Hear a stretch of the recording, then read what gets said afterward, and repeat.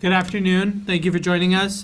This afternoon, shortly after 1 p.m., the Akron Fire Department and Akron Police Department responded to call for a structure fire at Koki Laboratories, KOKI Laboratories, located at 1081 Rosemary Boulevard. Akron Fire has been responding throughout the day, throughout the afternoon to the fire. I will introduce District Chief Sergi Lash to provide a full update.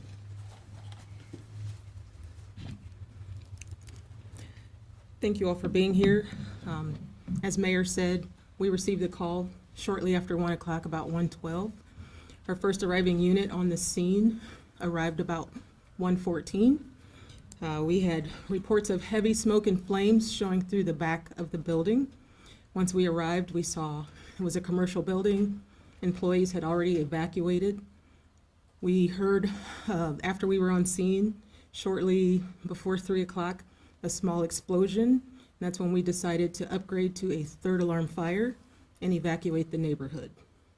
We are currently have a lot of resources deployed to the fire, and we are, because of structural integrity being compromised, we have continued to evacuate, and we are pouring resources into the scene as needed. I will let Lieutenant Murphy let you know what Akron Police is doing.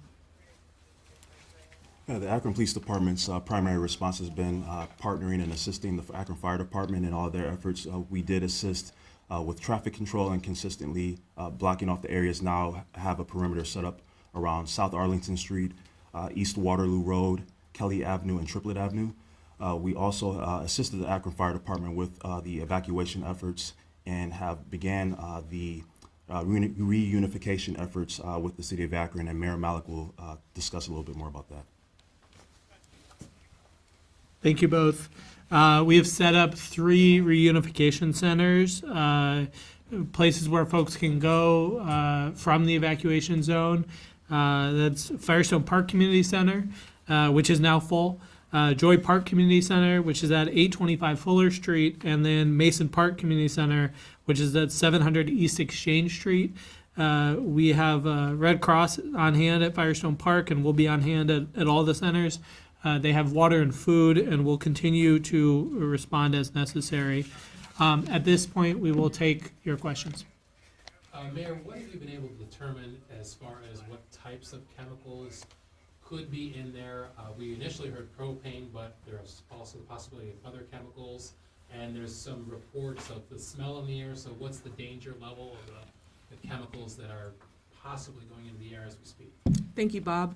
Reported from the company, we have methanol, propane, and xylene. Right now, our primary concern is the fire and explosion, which is why we've done the evacuation.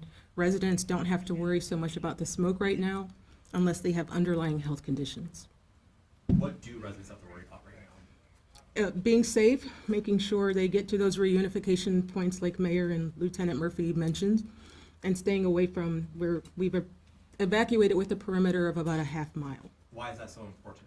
Because of the explosion and the fire. We want to make sure, like I said, there's structural integrity concerns at the building. We want to make sure no one close by is affected by that with danger or health and safety concerns. How many explosions have there been, and do you expect the entire building to explode? The chief had mentioned there was a fear of more explosions. Well, there has been more noise coming from the building. Like I said, we evacuated the area. We can determine later the extent of any damage. Right now, we're just supporting the scene and making sure the residents are in a safe location. I'm sorry, we're gonna have to call on folks individually after she's done with each answer. I just want to make sure that we're able to do this effectively. Go ahead, please. Like I said, our primary concern is to make sure residents are at a safe location and a safe distance away from the emergent fire. We'll go from my left to right. Are there any potentials that residents will need to stay at a community center overnight? We're not able to determine that at this point. We will respond as necessary, so if there is a need for that, we will address that need. Schools, daycares in the area? Could you guys help get kids out? Sure. So I do not believe there are Akron Public Schools within the evacuation radius. There were students at David Hill, East Middle School and East High School, who some of whom were kept at David Hill, and who APS is in the process of reunifying them with their families.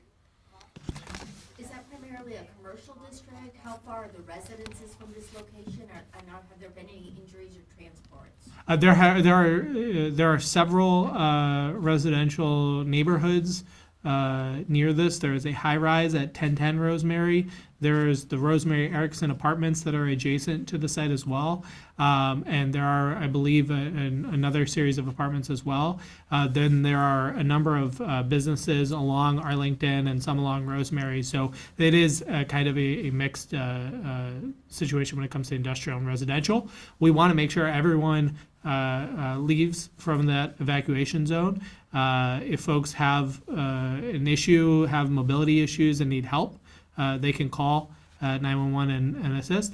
If they have issues with breathing or some of those underlying health concerns, they also can call if they have concerns about that. If you were to estimate, how many people were evacuated from the building, and are there any injuries from people who were evacuated from the building, respiratory or not? I don't have anything for you on the injuries, but in terms of, we don't have a total estimate of how many people are at the facilities. I believe there were at least 30 people at Firestone Park Community Center, but we don't have that total number right now. Metro Bus is also assisting in busing folks to the community center, so we appreciate that support as well. Do you have anything you want to add on the transport? We don't necessarily have Come a on. number, we don't necessarily have a number for folks being injured. We have 3 med units standing by in case someone does step forward, but we don't necessarily have any transports at this time. Does this lab have a history of explosions or chemical reactions in the past? We don't have anything on that right now.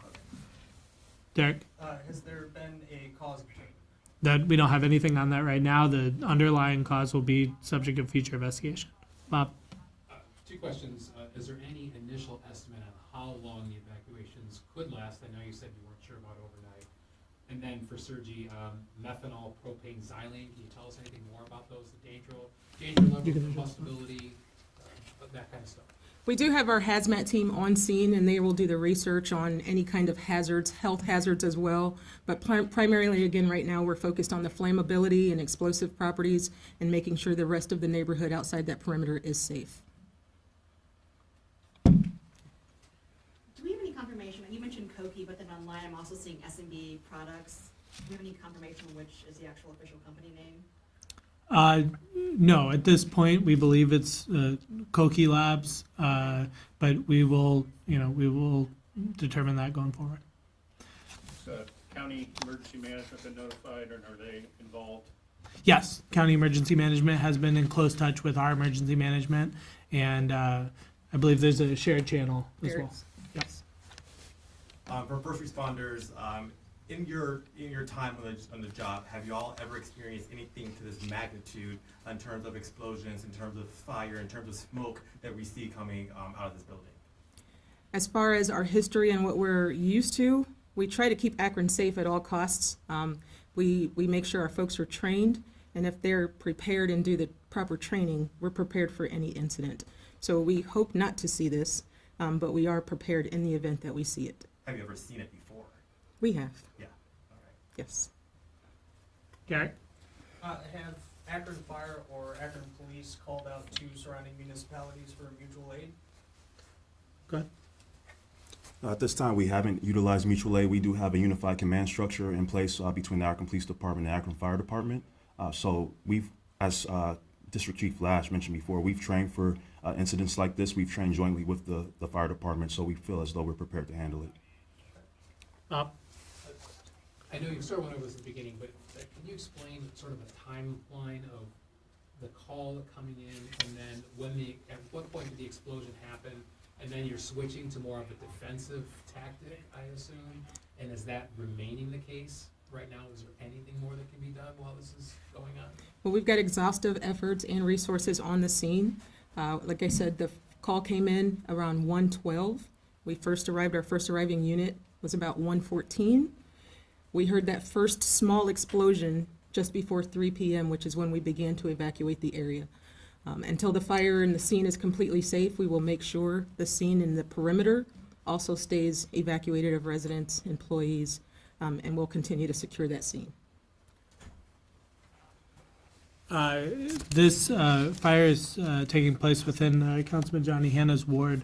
I want to invite Councilman Hanna up if you'd like to make any comments.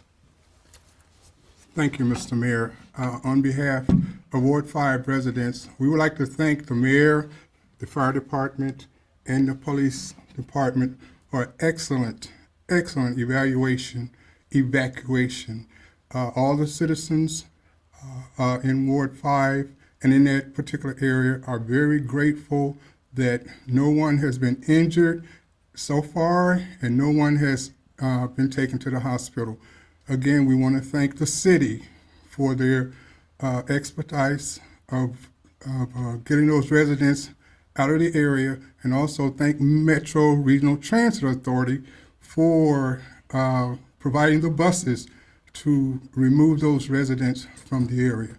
Thank you. Derek?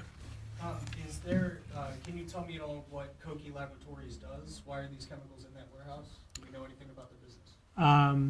At this point, we don't have anything for you on that right now. I guess what's the most important message to get across to the residents affected in that area? Because they're probably gonna have a lot of uncertainty. They're seeing the fire, hearing the popping noises, uncertain about what these chemicals are, what they could do, and what they're breathing. We will continue to provide updates as necessary. The primary concern, as District Chief Lash mentioned, is getting folks out of that evacuation zone because of the concern about fire and potential explosion.